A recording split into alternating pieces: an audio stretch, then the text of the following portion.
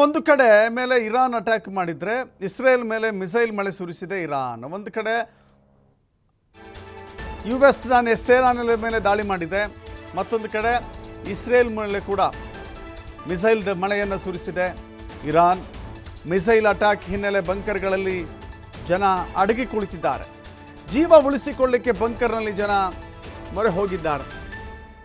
ಒಂದು ಕಡೆ ಅಮೆರಿಕ ಮೊನ್ನೆಯಷ್ಟೇ ಇರಾನ್ನ ಅಣ್ವಸ್ತ್ರ ಘಟಕಗಳ ಮೇಲೆ ದಾಳಿ ನಡೆಸಿದ ನಂತರದಲ್ಲಿ ಕತಾರ್ನಲ್ಲಿರುವಂಥ ಅಮೆರಿಕದ ಸೇನಾ ನೆಲೆಯ ಮೇಲೆ ಇರಾನ್ ದಾಳಿ ಮಾಡಿದೆ. ಮತ್ತೊಂದು ಕಡೆ ಇಸ್ರೇಲ್ ವಿರುದ್ಧವೂ ಕೂಡ ಪ್ರತೀಕಾರದ ದಾಳಿಯನ್ನು ಮುಂದುವರಿಸ್ತಾ ಇದೆ.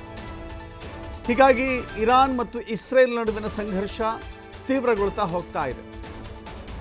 ಮಿಸೈಲ್ ಅಟ್ಯಾಕ್ ಹಿನ್ನೆಲೆ ಜನ ಜೀವವನ್ನು ಉಳಿಸಿಕೊಳ್ಳಲಿಕ್ಕೆ ಬಂಕರ್ನಲ್ಲೇ ಅಡಗಿ ಕೂತುಕೊಳ್ಳಬೇಕಾಗಿದೆ.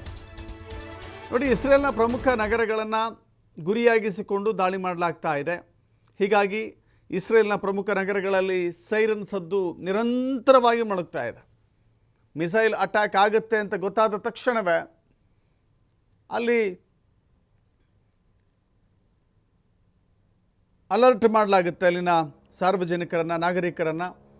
ಹೀಗಾಗಿ ಜನ ಬಂಕರ್ಗಳಿಗೆ ಓಡೋಡಿ ಕುಳಿತಿದ್ದಾರೆ ಜೀವವನ್ನು ಉಳಿಸಿಕೊಳ್ಳಲಿಕ್ಕೆ. ಹೀಗಾಗಿ ಬಂಕರ್ಗಳಲ್ಲೇ ಬಹುತೇಕ ಇಸ್ರೇಲ್ನ ಜನ ಬಂಕರ್ಗಳಲ್ಲಿಯೇ ಜೀವನವನ್ನು ಕಳಿಬೇಕಾದಂಥ ಸ್ಥಿತಿಗೆ ಬಂದೊದಗಿದೆ.